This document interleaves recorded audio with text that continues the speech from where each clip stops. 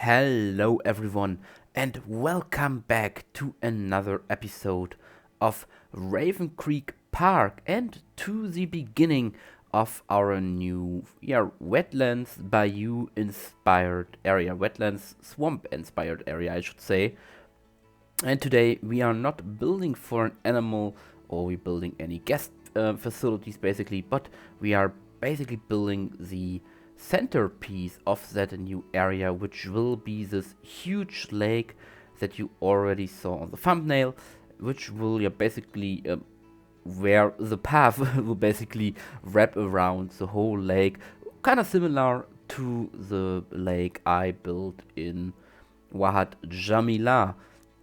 And yeah, before we start, I have a question for you. Or no, I want to ask you to do something for me. I should say it more like that.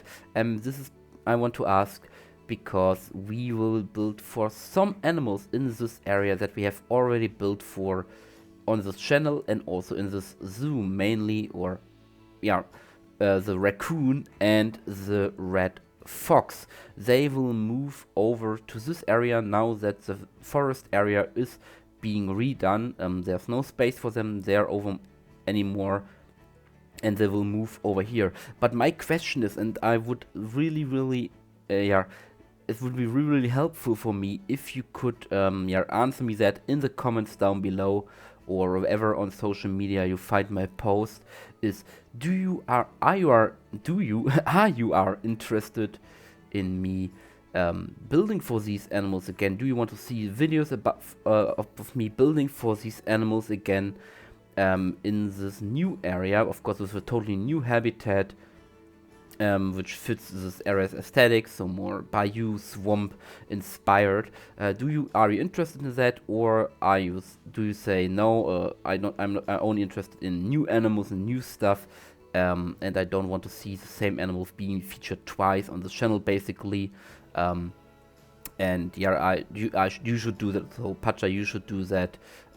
In your free time, basically, not in recording or video time. And in your videos, you should only focus on new animals. So let me know in the comments if are you interested in me building for these animals again, and do you want to see videos about that, or do you say we don't want that? We want more.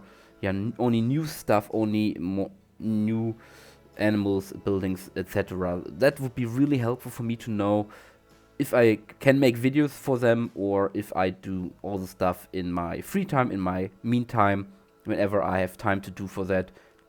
And I should rather focus on new and different stuff for these videos. But yeah, let's jump right into this new area, which will, as you can probably guess, which will replace the wetlands area, I think I called it, which we started back then when the wetlands DLC announced, or when the wetlands DLC was released with the capybara and the small clawed otter, all that kind of stuff. There we built this wetlands area over here for these animals from the pack, or at least for some animals of this pack, with a huge center building, education building, I think I called it, based on an American zoo entrance it was back then. But the problem was, and I want to explain that to you, why I decided to scrap the whole area and rebuild it basically from scratch. The reason was that I never really felt connected to the area. For once, the animals we had in this area, which I think was the Red River Hawk, or I think it was capybaras first and Red River Hawk. We had the small clawed otter, the crane, and I think we had the spectacle caiman and later the Asian water monitor, and I think also at some point we had the platypus in here.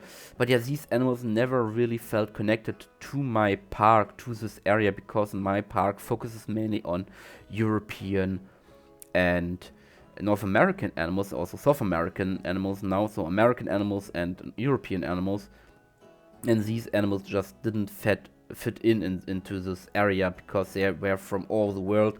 There was the only connection between them were that they love wetlands, but otherwise it was African animals, it was some Asian animals, and later it was only one African animal, and then all the other stuff was Asian animals. So it was a real, as I say, clusterfuck of different animals, different continents here. And the second reason was that the whole building, this whole main building, was never really, yeah, it was never really correctly aligned. All the pieces didn't fit together. There was some holes here and there. It was a really rushed building, I would now say, after yeah, having built it and being a little bit better in building, I should say. It was never really fitting or never really fit well into my zoo and into what I wanted to do with this zoo. So that's why I decided to scrap that area. Don't worry, I still have a save file with that zoo, well, no, with that area, with that building. I still have it on a save file.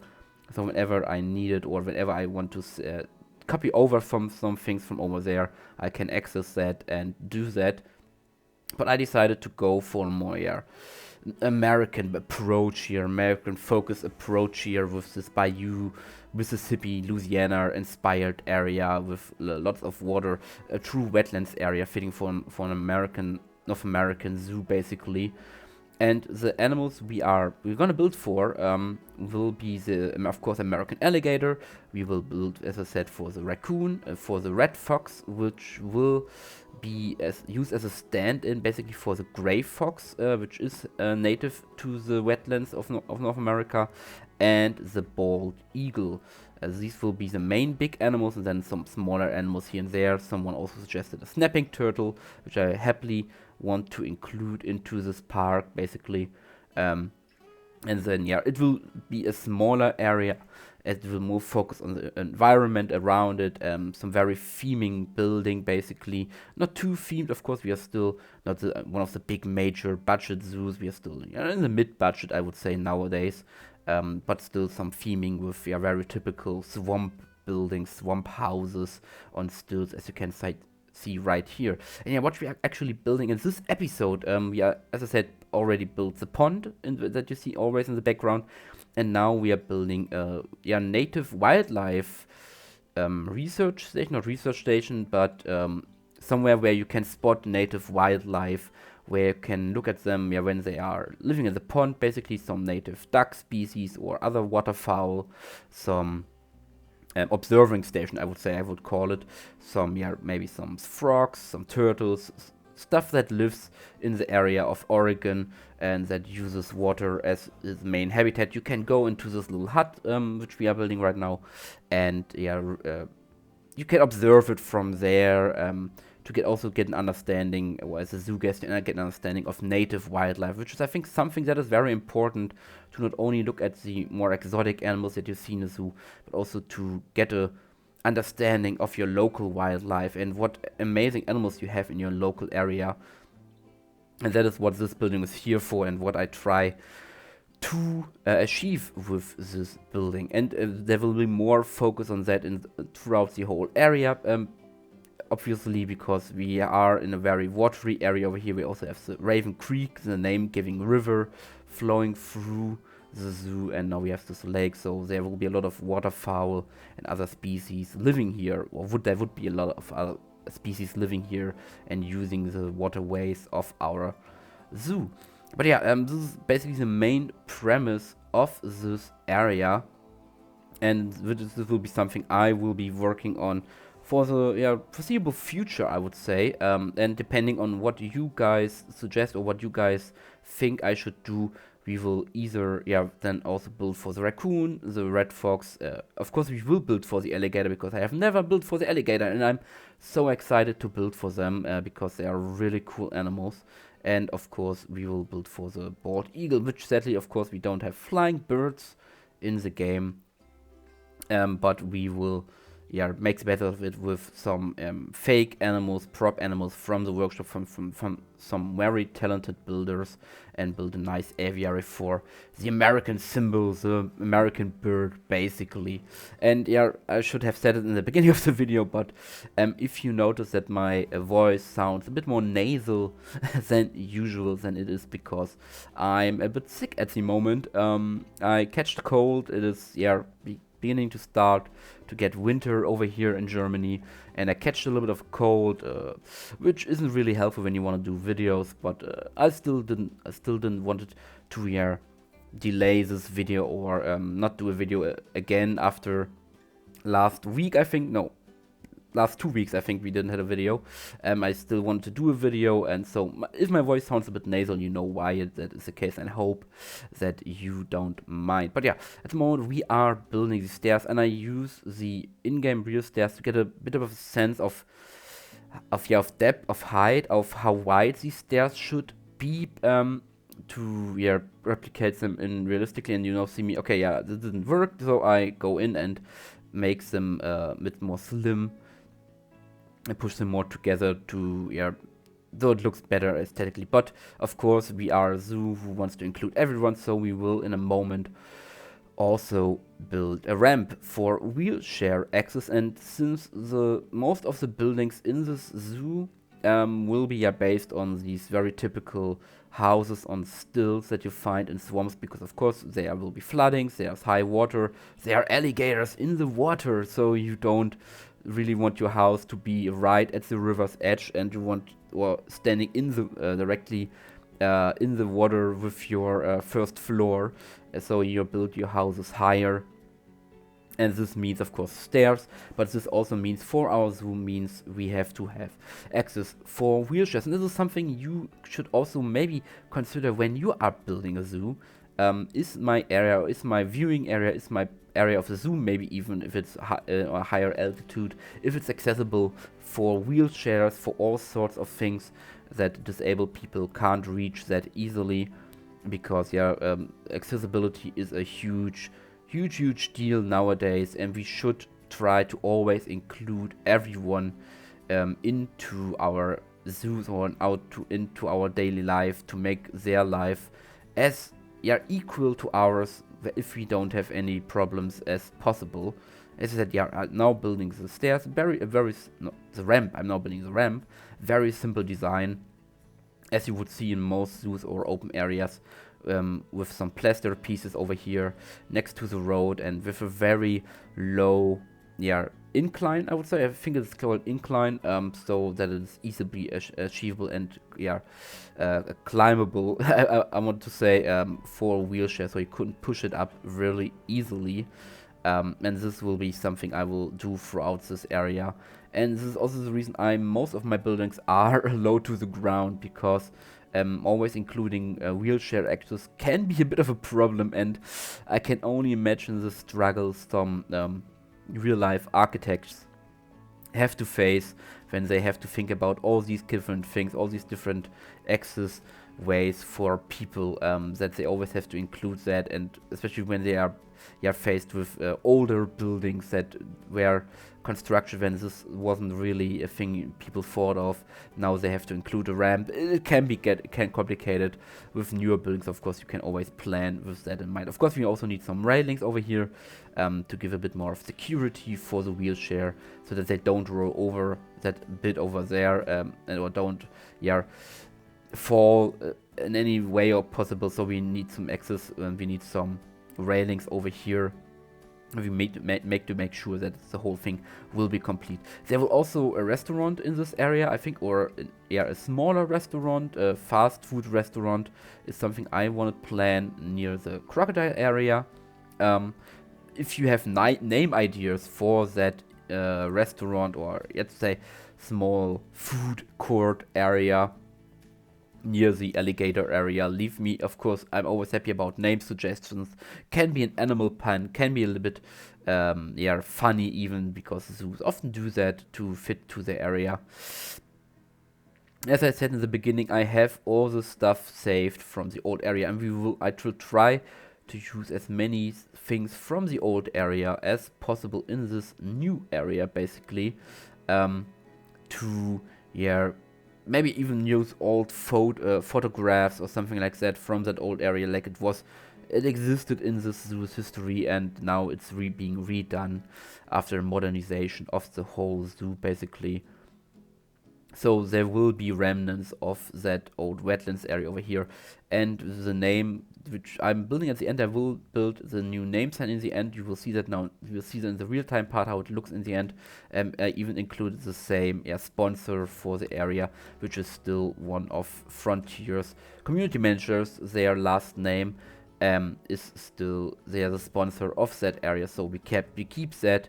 And but yeah, I'm really excited about this area. I don't know what it is, and maybe I'm the weird one, but yeah, swamps and bayous and all that box marshes, they fascinate me. They are really cool places. They are very mysterious places, where things and yeah, where you can imagine sorcery and other stuff and voodoo happening.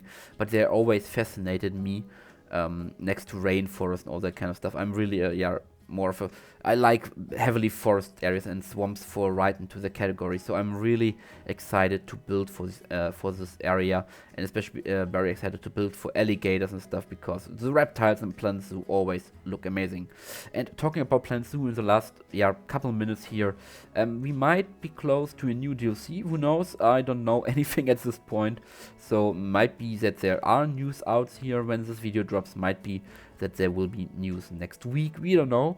As I said, I don't want to do any speculations on that matter. My idea what the next pack would be is the same as it was a long time ago. Probably a mountain pack with some mountainous animals, and I can only hope that we get some American or European species in that pack that I can use in Raven Creek, but we will see. And yeah, as I said, I don't know at the moment if we get a new pack, when this new pack will drop, and what the new pack will have.